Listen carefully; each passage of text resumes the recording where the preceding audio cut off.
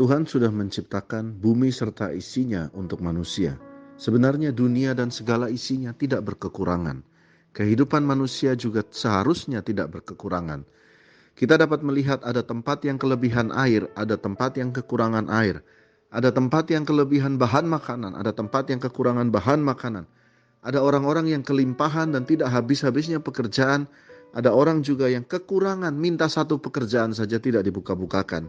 Sehingga kita menyadari bahwa ini bukannya kita kekurangan akan berkat, tetapi kita kekurangan akan hikmat. Kita perlu hikmat Tuhan. Sehingga adanya acara ini setiap hari kita membaca Amsal meminta hikmat Tuhan. Lewat nabi-nabinya seperti Salomo, Raja Salomo dan berbagai orang, Daniel dan sebagainya. Ikutilah acara ini selama 31 hari meminta hikmat Tuhan.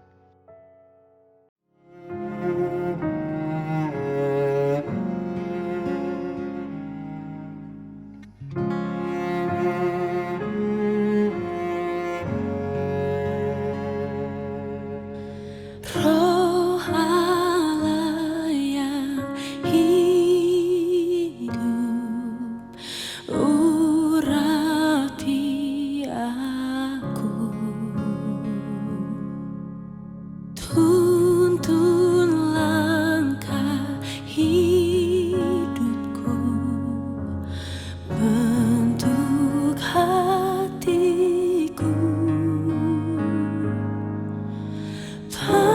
Penghibur, penolong, penuh kasih dan sayang, Roh Kudus yang manis, Kau cahaya hatiku.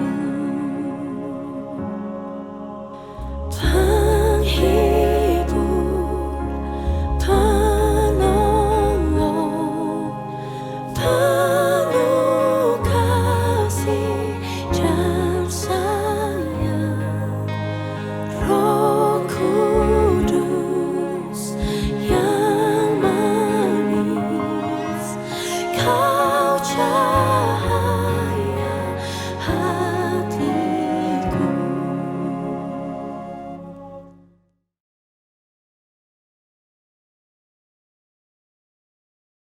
Shalom dan selamat pagi. Akhirnya kita tiba di hari ke-31 daripada seri seri channel ini, di mana 31 hari membaca Amsal, meminta hikmat Tuhan. Kita sudah mendengarkan bahwa dunia ini perlu hikmat, bukan kekurangan sumber daya. Kehidupan kita juga perlu hikmat, bukan kekurangan sumber daya.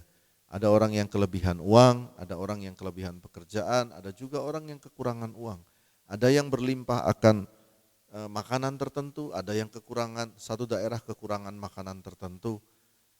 Tetapi secara global sebenarnya Tuhan sudah menyiapkan segalanya. Jadi yang kita perlukan di sini adalah hikmat, karena itu seri ini dibuat 31 hari kita berdoa, merendahkan hati, meminta hikmat. Hari ini kita sudah sampai di Amsal ke-31.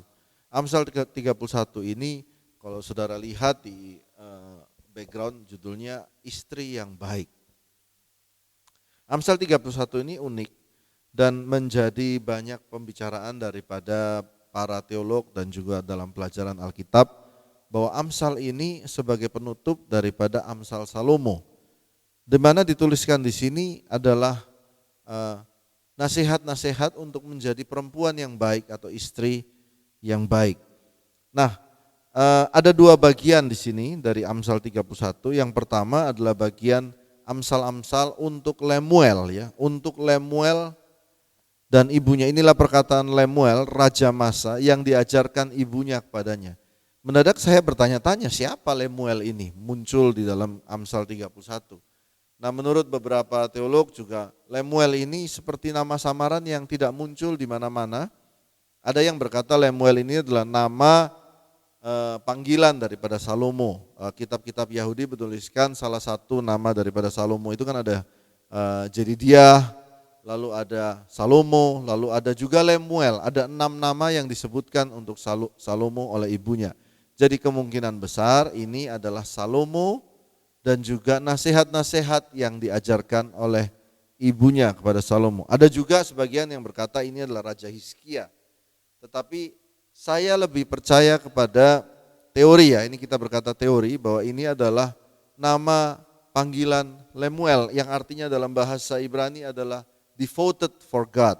Kata Lemuel itu artinya untuk Tuhan, Lemuel, devoted for God. Nah, kita lihat Amsal 31 ini juga berbicara tentang, ditulis di sini wanita yang cakap, istri yang cakap. Nah, ini kita akan muncul kata cakap.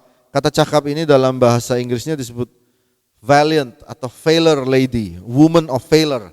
Valor itu diberikan bukan kepada seorang wanita, tetapi kebanyakan kata valor atau cakap ini dipakai kepada seorang pejuang atau warrior. Jadi banyak kiasan-kiasan yang menarik di sini. Sebuah warrior, seorang warrior, wanita yang menjadi seorang warrior. Dan kalau kita lihat di Alkitab, ada dua wanita yang disebutkan. Yang pertama adalah istri yang cakap di Amsal 31 ini, dan juga muncul di dalam kitab Rut, disebut woman of valor. Apa katanya istri yang cakap atau woman of valor ini? Kata istri yang cakap ini artinya istri yang berani bertahan melewati badai. Jadi kata cakap ini seorang warrior atau valor adalah istri yang berani berjalan melewati badai bersama dengan suaminya. Nanti kita akan melihat dia tidak takut terhadap salju, dia tidak takut terhadap hari gelap. Jadi kata cakap ini berarti bukan cakap dalam arti cakap dalam rumah tangga, tetapi ditulis di dalam Amsal 31, wanita yang berani menghadapi badai bersama keluarga dan suaminya. Luar biasa sekali. Tetapi juga nanti kita akan lihat di sini, saya ada tulis di sini adalah wanita yang memberikan tangannya kepada orang susah ya, orang miskin. Kata memberikan tangannya ini bukan juga diartikan adalah memberi uang.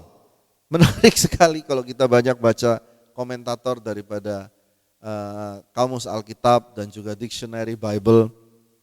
Memberikan tangan, wanita yang memberi tangan kepada orang susah itu tidak hanya memberikan uang, tetapi memberikan kasih dan sayang. Memberikan pertolongan. Jadi dia lihat orang, dia tolong. Jangan menjadi lihat orang malah didorong. Nah, ini yang diajarkan untuk Alkitab. Jadi apabila Anda seorang wanita, Anda seorang istri, maka ini adalah Amsal yang layak kita pelajari.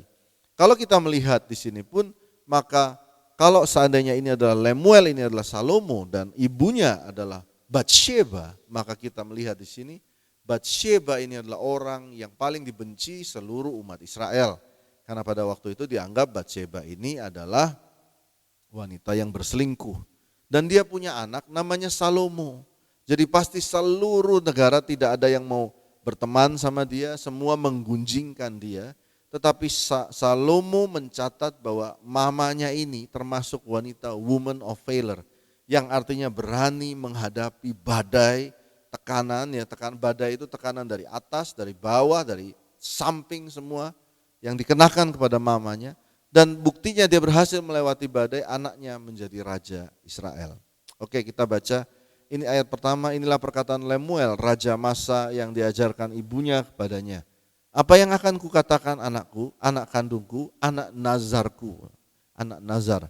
Jangan berikan kekuatanmu kepada perempuan dan jalanmu kepada perempuan-perempuan yang membinasakan raja-raja. Dikatakan banyak raja jatuh karena nasihat-nasihat perempuan. Tidaklah pantas bagi raja, Lemuel, tidaklah pantas bagi raja meminum anggur ataupun bagi para pembesar mengingini minuman keras. Jangan suka pesta. Jangan sampai karena minum ia melupakan apa yang telah ditetapkan. Jangan sampai karena minum mabuk-mabukan terus ada wanita, ada cewek yang merubah satu keputusan dan membengkokkan hak orang-orang yang tertindas. Yang sekarang kita lihat di Indonesia pun hukum dengan mudah dapat dibengkokkan. Nah, ini ditulis di dalam Amsal 31, tidak boleh. Berikanlah minuman keras itu kepada yang binasa dan anggur itu kepada orang yang susah hati. Biarlah terhibur. Biarlah ia minum dan melupakan kemiskinannya dan tidak lagi mengingat kesusahannya. Bukalah mulutmu untuk orang yang bisu, untuk hak semua orang yang merana. Bukalah mulutmu, ambillah keputusan secara adil dan berikan kepada mereka yang tertindas dan yang miskin hak mereka. Nah ini menarik, kemungkinan besar ini adalah Batsyeba karena ditulis Salomo, kalau kamu jadi raja ingat, buka mulutmu untuk orang yang tidak bisa berbicara atau bisu, ayat 8 ya. Kalau orang yang bisu, kamu jadi raja, kamu jadi pemimpin, kamu jadi kepala rumah tangga, kamu harus buka mulutmu untuk mereka yang bisu. Untuk hak semua orang yang merana itu artinya lemah, merana, ditindas sama orang, kamu harus buka mulutmu.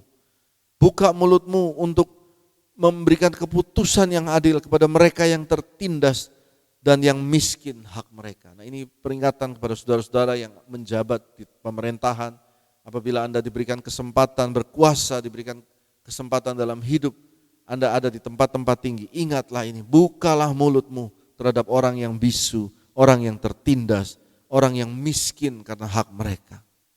Lalu Amsal 31 mulai menulis istri yang cakap ayat 10, siapa yang mendapatkannya? Ia lebih berharga daripada permata. Perhatikan, istri yang cakap yang disebut woman of valor. Siapa yang mendapatkannya? Ia lebih berharga daripada permata. Hati suaminya percaya kepadanya, suaminya tidak akan kekurangan keuntungan. Ia berbuat baik kepada suaminya, ia tidak berbuat jahat sepanjang umurnya. Ia mencari bulu domba dan rami, dan senang bekerja dengan tangannya. Ia serupa kapal-kapal saudagar dari jauh, ia mendatangkan makanannya. Serupa kapal-kapal saudagar, dari jauh ia mendatangkan makanannya. Kalau sekarang ia serupa tukang gojek online yang mendatangkan makanan.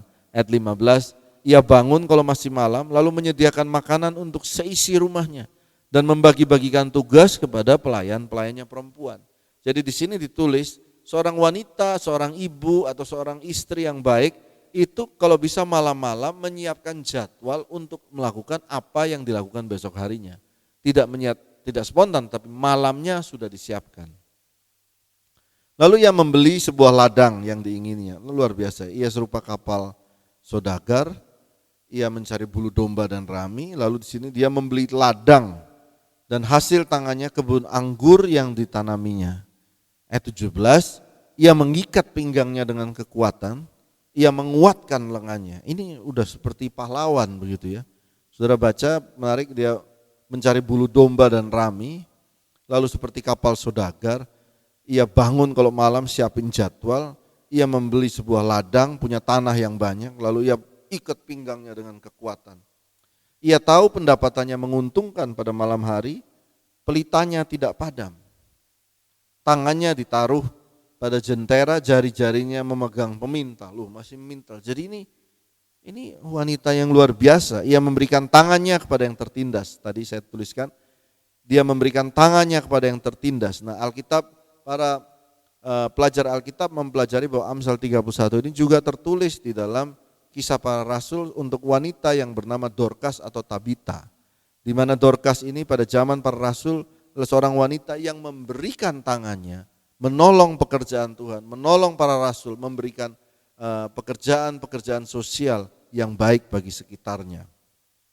Ayat 21, ia tidak takut kepada salju untuk seisi rumahnya, karena seluruh isi rumahnya berpakaian rangkap. Jadi dia sudah persiapkan kalau ada salju, semua pakai baju rangkap, itu sudah siap. Ia membuat bagi dirinya permadani, lenan halus, dan kain ungu pakaiannya. Suaminya dikenal di pintu gerbang, kalau ia duduk bersama-sama para tua-tua negeri, suaminya pasti ada di tempat tinggi.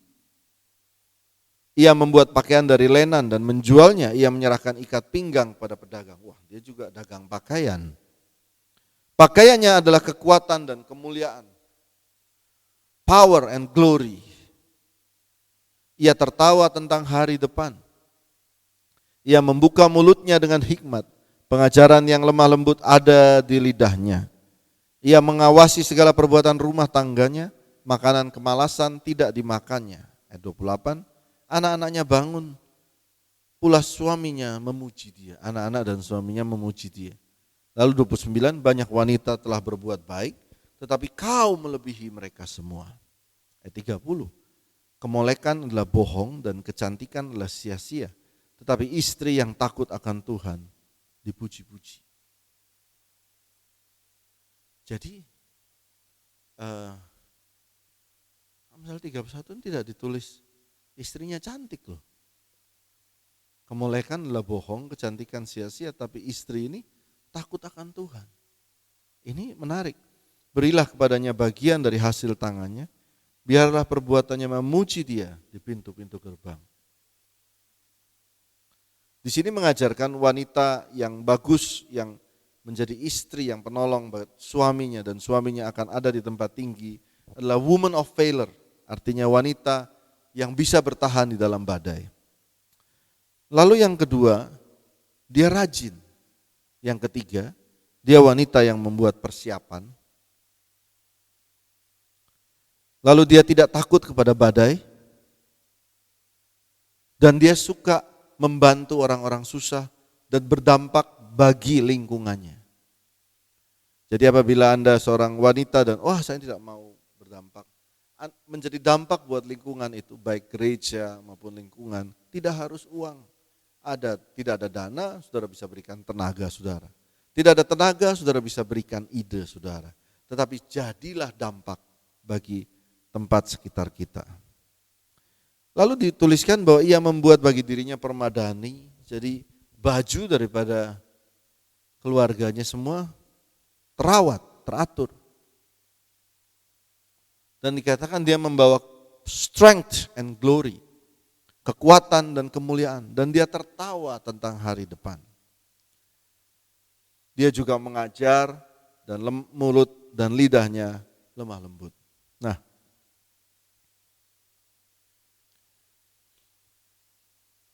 apabila kita telah melewati Amsal 1 sampai 31, maka saya curiga bahwa puji-pujian untuk istri yang cakap ini memang salah satunya adalah tentang istri yang baik. Tetapi kalau kita melihat menarik di istri yang cakap ini kok dia mencari bulu domba dan rami, ia serupa kapal-kapal saudagar, dia bangun kalau malam bikin jadwal, dia beli ladang, dia buat kebun anggur, dia mengikat pinggangnya dengan kekuatan, tangannya kuat. Nah, lalu lihat, dia tangannya ada pemintal, ya. Dia menolong orang miskin. Kalau salju datang ke rumah, semuanya sudah siap. Dia membuat permandani, tukang permandani juga.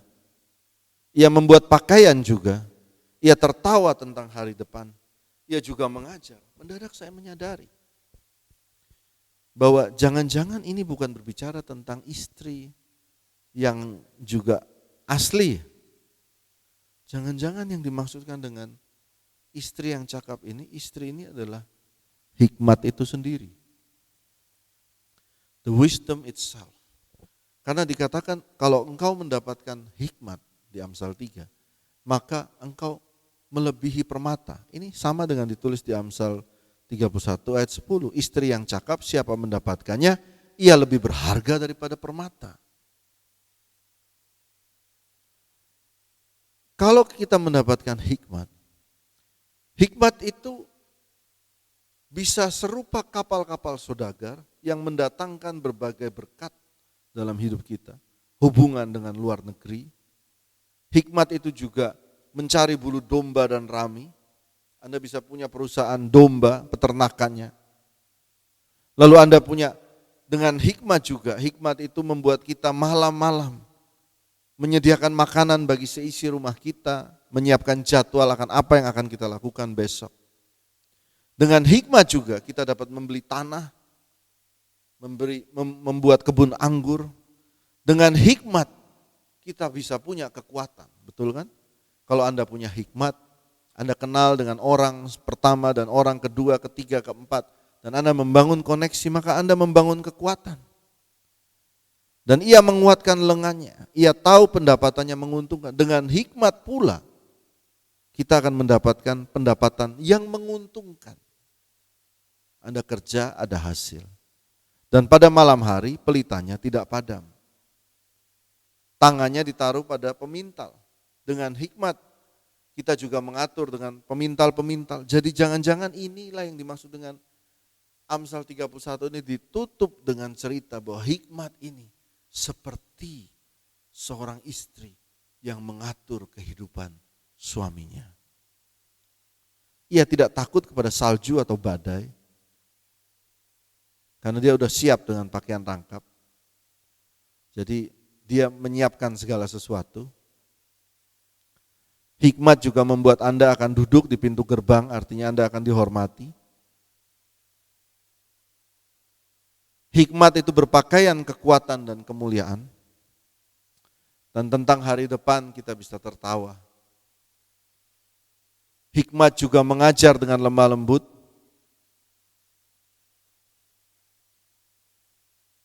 Dan perhatikan ayat 30.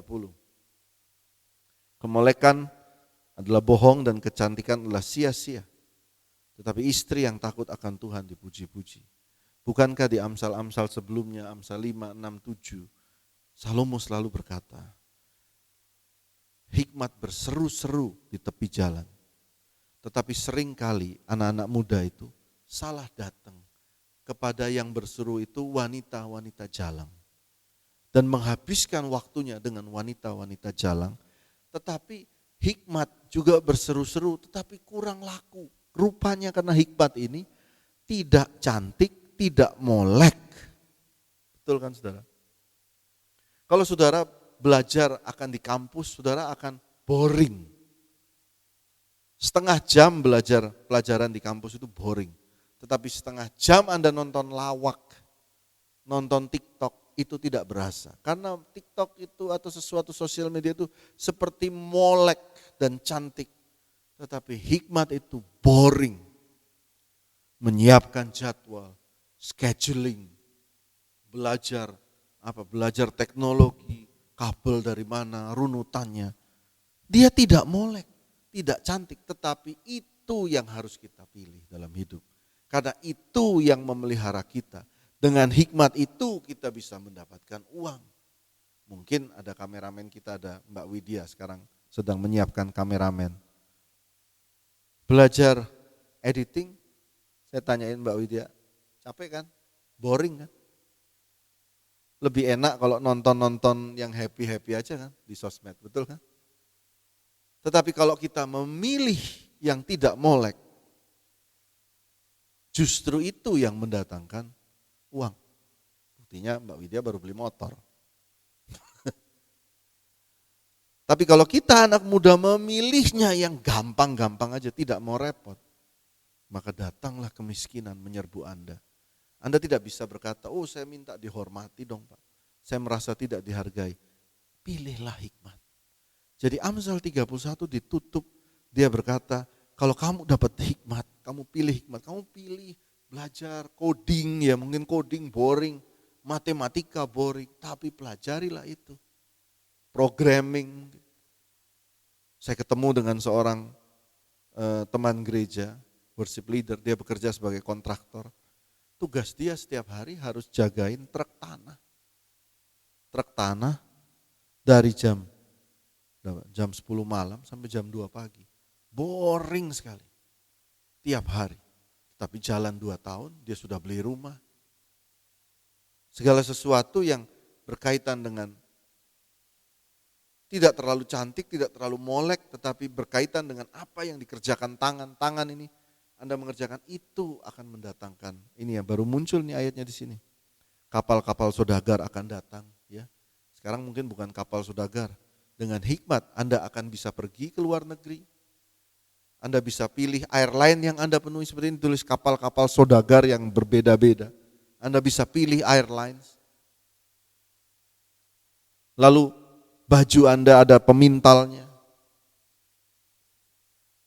Punya tanah, ada kebun anggur yang ditanaminya. Dengan hikmat Tuhan. Pilihlah hikmat, jangan memilih kebodohan. Amsal ini 1-31 dirangkum. Istri yang cakap, istri yang baik hati. Ditulis Salomo adalah dia menganalogikan mamanya, menganalogikan Ruth, ya, nenek moyangnya. Ternyata istri yang baik mengangkat suaminya, bukan menjatuhkan suaminya, tetapi hikmat juga mengangkat akan hidup Anda.